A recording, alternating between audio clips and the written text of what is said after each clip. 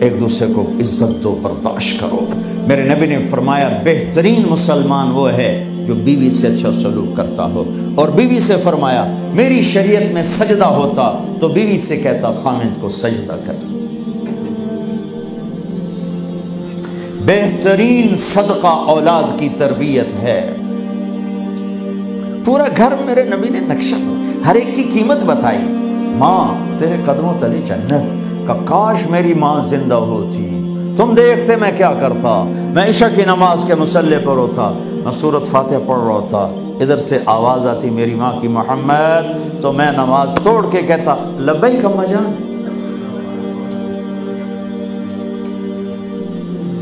باپ کا تیرے جنت کا دروازہ ہے، باپ تیری جنت کا دروازہ ہے، کھولنا توڑنا نہیں، کھولنا توڑنا نہیں، توڑ دیا تو جنت میں نہ جا سکو گے۔ سب سے بہترین مسلمان جو بیوی سے اچھا سلوک کرے، سب سے بہترین عورت جو اپنے خامند کی منشا کو دیکھے۔ پھر آپ نے ایک عجب بات فرمائی جو معاشرے میں بہت بوجھ بنتا ہے جس کا، ہاں بھائی تمہیں ایسا صدقہ بتاؤں جس سے بڑھ کے کوئی صدقہ نہیں، تمہیں ایسا صدقہ بتاؤں جس سے بڑھ کے کوئی صدقہ نہیں۔ انہوں نے کہا جی کیا؟ کہا الابنۃ المردودہ، جس کی بیٹی کو طلاق ہو گئی یا بیوہ ہو گئی اور گھر واپس آ گئی ماں باپ کے، یا ماں باپ نہیں ہے تو بھائی ہیں، وہ ایک بوجھ بنتی ہے ماں باپ پر بھی، اور بھائی تو ویسے ہی باغی ہو جاتے ہیں۔ میرے نبی نے فرمایا اس بچی پہ خرچ کرنا کائنات کا سب سے افضل صدقہ ہے۔ گھر، ایک گھر کیسے چلتا ہے؟ ہمارے ہاں پنجاب سندھ بلوچستان سرحد میں بہنوں کو وراثت میں کوئی حصہ نہیں ملتا، سب بھائی کھا جاتے ہیں۔ میرے نبی نے فرمایا جس کو اللہ نے 2 بہنیں دیں اس نے ان کا حق ادا کیا، شادی کی حق ادا کیا۔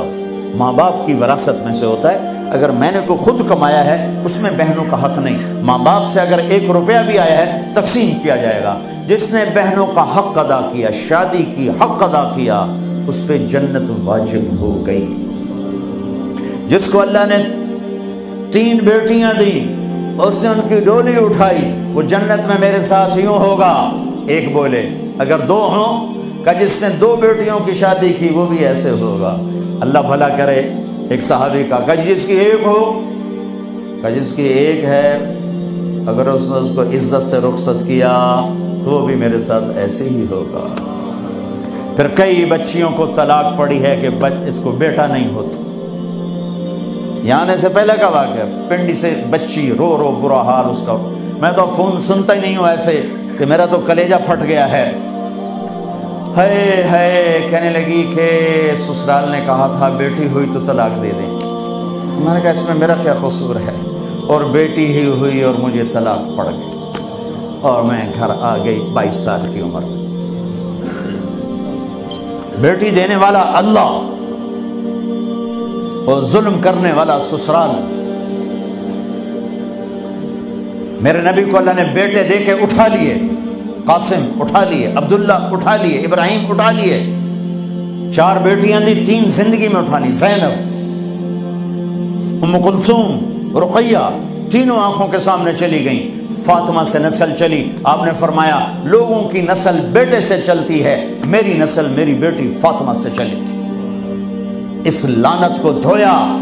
عورت کا کیا قصور ہے اگر اس بیچاری کو بچیاں ہو رہی؟